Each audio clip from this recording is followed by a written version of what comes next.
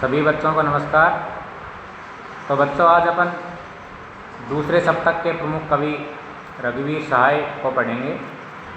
रघुवीर सहाय कवि अजय द्वारा संपादित 1951 में जो दूसरा सप्तक संपादित हुआ था उसके प्रमुख कवि हैं। सप्तक में 7 कवि रहते हैं। 7 कवियों में रघुवीर सहाय एक नागर चेहरा थे। नागर चेहरा यानी नगरीय परिवेश के बारे में अपनी कविताओं को लिखने वाले प्रमुख कवि उत्तर प्रदेश के रहने वाले थे। इनकी प्रमुख रचनाओं के बारे में जानते हैं। देखो, अजय द्वारा संपादित दूसरा सप्तक 1951 में कुछ आरंभिक कविताएं। काव्य संकलन इनके प्रमुख रूप से हैं सीढ़ियों पर धूप में, आत्महत्या के विरुद्ध, हंसो हंसो जल्दी हंसो आदि। इनकी 2 पंक्तियां दे रखी है, यहाँ देखो, ये पढ़ेंगे कि कुछ होगा अगर मैं बोलूँगा, न टूटे तिलिस्म सत्ता का, मेरे अंदर एक कायर टूटेगा। यानी अभिव्यक्ति को प्रमुख स्थान देने वाले प्रमुख कवि थे ये, कि अपने आप को अभिव्यक्त जब तक नहीं करोगे तब तक आपके अंदर का एक कायरपन, एक झिझक, वो कभी समाप्त नहीं होगी। और जिस व्यवस्था में आप बदलाव करना चाह रहे हो, सत्ता का तिलिस्म, घमंडी लोगों का घमंड अगर तोड़ना चाह रहे हो, तो एक न एक दिन आपको अपने अधिकारों की रक्षा के लिए अन्याय के खिलाफ बोलना ही पड़ेगा, तभी उसका समाधान हो सकता है। तो बड़े मुखर कवि रहे हैं। और इनकी जो कविताओं का अगर विषय की बात की जाए तो इनके कविताओं का प्रमुख विषय रहा है संसद, सड़क, चौराहा, दफ्तर, अखबार, बस, रेल, बाज़ार। इन पर इन्होंने प्रमुख रूप से बहुत सुंदर कविताएं लिखी हैं। अब सीधा लिए चलते हैं इनकी आज की कविता पर, जिसका शीर्षक है कैमरे में बंद अपाहिज। देखो, ये कविता है आज की, कैमरे में बंद अपाहिज। इसका मुख्य प्रतिपाद्य जानते हैं। पहले क्या उद्देश्य है इसको लिखने का। रघुवीर सहाय जी ने कैमरे में बंद अपाहिज कविता के माध्यम से यह बतलाना चाहा है कि आज के जो पीड़ित वर्ग हैं, अपाहिज लोग, जो दिव्यांग हैं, उनके माध्यम से जो मीडियाकर्मी हैं, पत्रकार हैं, दूरदर्शन पर जो कार्यक्रम दिखाते हैं, उनको लेकर के उनका साक्षात्कार लेते हैं, तो किस तरह से उनके दुख को, उनके दर्द को, उनकी पीड़ा को वो बेच डालते हैं। पीड़ा को बेचने का अर्थ ये है कि पीड़ित लोगों के साथ उनकी पीड़ा को अनुभूत नहीं करके, उनकी संवेदना में अपनी संवेदना नहीं मिला करके संवेदन शून्य हो जाते हैं वो लोग, पत्रकार लोग, और अपने कारोबार के दबाव में उसको अपने स्टूडियो में लाकर उनका मुख्य उद्देश्य होता है उस अपाहिज को रुलाना। तो ऐसे लोग जो समाज में संवेदन शून्य हैं, वो पत्रकार का एक माध्यम बनाया गया है। बस पत्रकार के माध्यम से, मीडिया कर्मियों के माध्यम से कवि यह बतलाना चाह रहा है कि समाज में ऐसे संवेदन जो शून्य लोग हैं, वो अपनी संवेदना को परे रख करके अपना उल्लू सीधा करना चाहते हैं, स्वयं अपना लाभ लेना चाहते हैं, और पीड़ित व्यक्तियों को बस वो उनका प्रयोग करके अपने कारोबार को, अपने कारोबार की प्रगति को सिद्ध करना चाहते हैं। तो ये प्रमुख प्रतिपाद्य हैं। यहाँ आप पढ़ते हैं कविता। देखो कि हम दूरदर्शन पर बोलेंगे, हम समर्थ शक्तिवान, हम एक दुर्बल को लाएंगे एक बंद कमरे में। यहाँ कवि कह रहा है कि हम दूरदर्शन पर बोलेंगे। यहाँ हम का अर्थ है हम दूरदर्शन वाले, हम पत्रकार, हम टीवी स्टूडियो वाले। हम बोलेंगे क्योंकि दूरदर्शन पर बोलने का अधिकार सिर्फ हमारा है।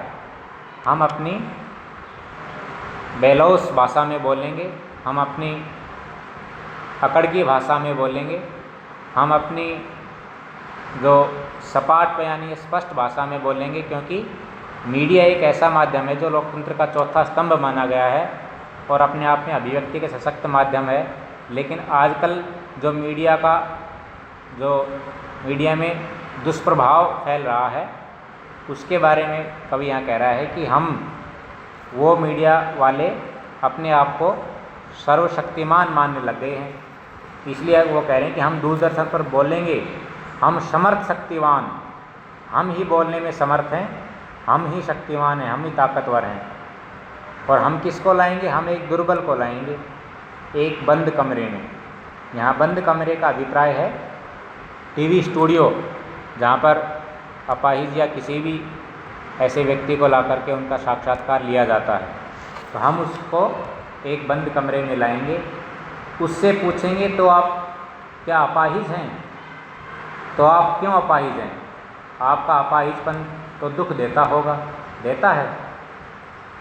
अब देखो कितना बड़ा व्यंग किया है कवि ने इन पंक्तियों के माध्यम से कि दूरदर्शन वाले पत्रकार, स्टूडियो वाले उससे पूछेंगे अपाहिज को बुला कर के अंदर, क्या पूछेंगे?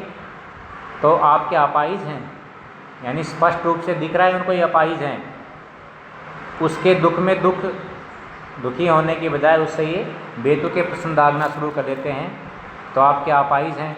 आप क्यों अपाहिज हैं? यानी भगवान ने क्यों बनाया आपको अपाहिज? अब ऐसे बेतुके प्रश्नों का उत्तर भला उसके पास क्या होगा? अर्थात नहीं होगा। क्या ऐसे प्रश्नों से उनका दुख दूर होगा? नहीं होगा, वो और दुखी होता चला जाएगा। और आपका अपाहिजपन तो दुख देता होगा, देता है। उससे पूछता है क्या दुख देता है आपका अपाहिजपन? आपकी अपंगता आपको परेशान करती है? आप दिव्यांग हो, इससे आप पीड़ित हो या नहीं हो?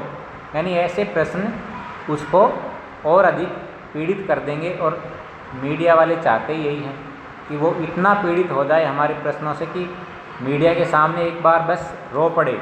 और जो ही वो रोएगा हमारे टेलीविज़न की टीआरपी बढ़ जाएगी और हमारे चैनल अपने आप में प्रसिद्धि प्राप्त कर लेगा कि देखो, दर्शक भी देखेंगे और दर्शक भी रुआंसे हो जाएंगे। आगे बता रखा है देखो कि ऐसा प्रश्न करके फिर वो कैमरा वाले को कहेगा कि कैमरा दिखाओ इसे बड़ा बड़ा। यानी बड़ा बड़ा कैमरा दिखाने का ये अर्थ है कि इन प्रश्नों से जब वो परेशान होगा तो उसकी परेशानी को एक बड़े स्तर पर उसके चेहरे को दिखाया जाएगा, बड़ा करके जूम करके कि देखो ये कितना पीड़ित, कितना परेशान व्यक्ति है जो हमारे स्टूडियो में हम साक्षात्कार के लिए आज लेकर आए हैं। हाँ तो बताइए आपका दुख क्या है? जल्दी बताइए, वह दुख बताइए। वह बता नहीं पाएगा। यानी अब वो पूछेंगे हाँ आप बताइए कि आप क्यों दुखी है, आपका दुख क्या है? लेकिन ऐसे प्रश्नों की बौछारों से वह इतना घबरा जाएगा कि वो कुछ भी बता नहीं पाएगा। आगे कवि कहते हैं कि सोचिए, बताइए आपको अपाहिज होकर कैसा लगता है? कैसा यानी कैसा लगता है? हम खुद इशारे से बताएंगे कि क्या ऐसा? सोचिए, बताइए, थोड़ी कोशिश करिए। अब कवि कह रहा है कि वो पत्रकार उस अपाहिज को, उस पीड़ित व्यक्ति को ये कहेगा कि अब सोचिए और सोचकर बताइए कि आपको अपाहिज होकर कैसा लगता है, कि अच्छा लगता है कि बुरा लगता है। अब भला अपाहिज होना किसी को अच्छा लगेगा? क्या ये प्रश्न यहाँ करना सही है? निहायती ये प्रश्न यहाँ गलत है। कैसा लगता है? फिर वो बार बार पूछते जाते हैं कैसा लगता है। फिर वो कह रहे हैं कि पत्रकार स्वयं इशारा करके बताएंगे क्या ऐसा लगता है। वो इशारा कुछ भी हो सकता है कि आंखों में आंसू लेकर रुआंसा होने का इशारा हो, यानी किसी प्रकार से अपने आप में आरोपित जो दुख है उसको वास्तविक दुख के बिना नकली दुख को प्रदर्शित करने की जो कला है पत्रकारों में, उस कला को वो दिखाएंगे जो बिल्कुल ही व्यंग कर रही है, बिल्कुल ही अपने आप में ताने मार रही है उस पर। सोचिए, बताइए, थोड़ा कोशिश करिए, यह अवसर खो देंगे। आप जानते हैं कि कार्यक्रम रोचक बनाने के वास्ते, अब देखो यहाँ बतलाना चाह रहे हैं कि यह अवसर खो देंगे, यानी वो यह भी बतलाना चाह रहे हैं साथ साथ उस अपाहिज को कि यहाँ जो आप अपना दुख व्यक्त करना चाह रहे हैं, बताना चाह रहे हैं हमारे दर्शकों को, ये आपके लिए एक अच्छा सुअवसर है। इस सुअवसर को आप का लाभ उठाएं। आप जानते हैं कि कार्यक्रम रोचक बनाने के वास्ते हम पूछ कर उसको रुला देंगे। अब देखो यहाँ इन पंक्तियों में पत्रकारिता का और मीडिया कर्मियों का जो मुख्य उद्देश्य है वो उभर कर आया है। कवि ने बहुत अच्छी पंक्तियाँ लिखी हैं ये कि हम पूछ कर उसको रुला देंगे। हमारा उद्देश्य क्या है? उसको रुलाना। किस लिए रुलाना? ये पिछली निचली पंक्ति में देखो, सबसे नीचे पंक्ति है, आप जानते हैं कि कार्यक्रम रोचक बनाने के वास्ते, कार्यक्रम हमारा रोचक बने बस। रुचि पैदा करने वाला, ज़्यादा से ज़्यादा दर्शक हमसे तुरंत जुड़ जाएं, हमारे चैनल की टीआरपी बढ़ जाए। तो यही उद्देश्य हमारा रहता है कि और हम पूछ पूछ कर उसको रुला देंगे, और रुलाना ही हमारा उद्देश्य। इसीलिए इस तरह के बेतुके प्रश्न लगातार उससे किए जा रहे हैं। इंतज़ार करते हैं, आप भी उसके रो पड़ने का करते हैं। अब कवि यहाँ कह रहा है कि वो पत्रकार ये भी साथ साथ बताते जाते हैं कि आप भी इंतज़ार करते हैं। यहाँ आप आया है दर्शकों के लिए, कि दर्शक भी उसके रो पड़ने का इंतज़ार करते हैं। क्या वास्तव में करते हैं? कवि कह रहा है कि वास्तव में प्रश्न कर रहे हैं। यह प्रश्न पूछा नहीं जाएगा, लेकिन उस अपाहिज से नहीं पूछा जाएगा ये प्रश्न। कौन सा प्रश्न? कि क्या आप भी रो पड़ने का इंतज़ार करते हैं, या दर्शकों से ये प्रश्न पूछा नहीं जाएगा टीवी सेट पर। वो तो अपने आप में सोच ही रहे हैं बस ये कि क्या सोच रहे हैं कि दर्शक भी उस अपाहिज के दुख से दुखी होकर रो पड़ने का इंतज़ार करते रहते हैं। फिर हम पर्दे पर दिखलाएंगे फूली हुई आँख की एक बड़ी तस्वीर, बहुत बड़ी तस्वीर, और उसके होठों पर एक कसमासाहट भी।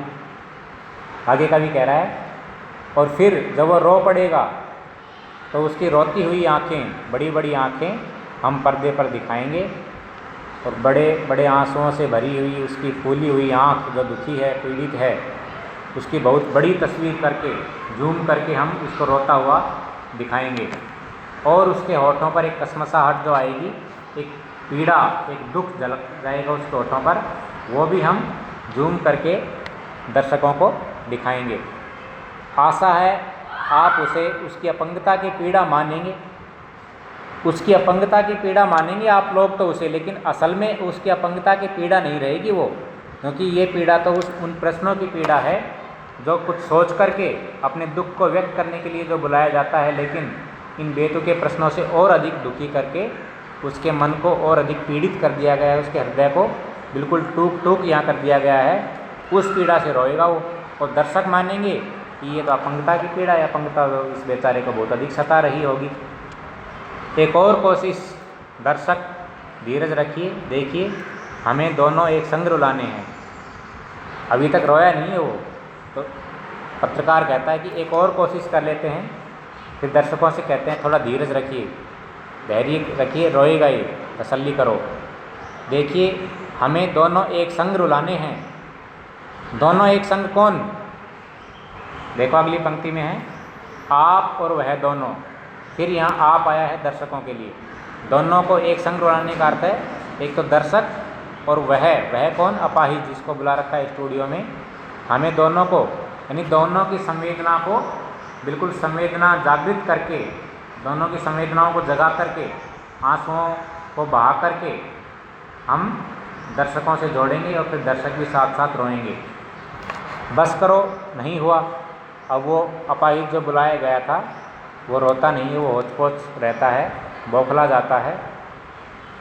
फिर वो दूरदर्शन वाले कहते हैं बस करो, नहीं हुआ, रहने दो, पर्दे पर वक्त की कीमत है।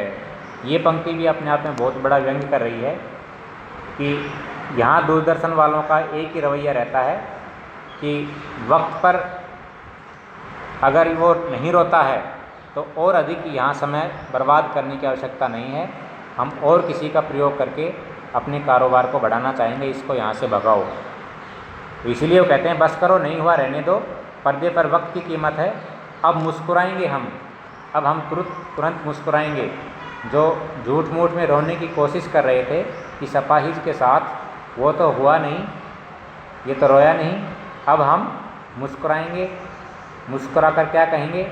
आप देख रहे थे सामाजिक उद्देश्य से युक्त कार्यक्रम, बस थोड़ी ही कसर रह गई, धन्यवाद। और उस जो अपने आप में व्यर्थ कार्यक्रम चला अभी तक, व्यर्थ बातें की गई उस अपाहिज से अभी तक, उसको किसका जामा पहनाया जाएगा? सामाजिक उद्देश्य से युक्त कार्यक्रम का नाम दिया जाएगा। और कोष्ठक में कवि कह रहा है बस थोड़ी सी कसर रहेगी। थोड़ी सी कसर का अर्थ क्या है? कि वो अपाहिज रोया नहीं, रोता तो इनका उद्देश्य सफल हो जाता, तो बस थोड़ी कसर रह गई, धन्यवाद। और अंत में दूरदर्शन वाले सबको धन्यवाद देकर अपना कार्यक्रम समाप्त करेंगे।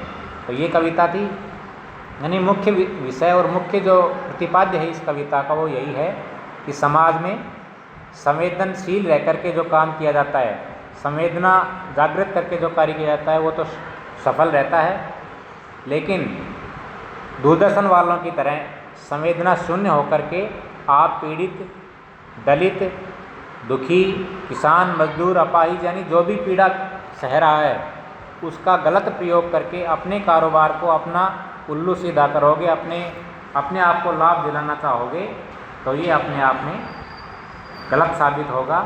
आप उसकी संवेदना को दर्शकों के सामने अगर दिखाना चाहते हो तो स्वयं भी संवेदना आपको दिखानी पड़ेगी, स्वयं भी संवेदनशील रहना पड़ेगा, और संवेदनशील होकर ही आप किसी के दुख को दूसरों के सामने प्रकट कर सकते हो, अन्यथा आप स्वार्थी रह करके अपने स्वार्थ को पूरा नहीं कर पाओगे। ये इसका मुख्य प्रतिपाद था। मैं समझता हूँ समझ में आ गई होगी, फिर भी समझ नहीं आए तो मेरे YouTube चैनल पर प्रश्न करें, उचित समाधान करूँगा। धन्यवाद।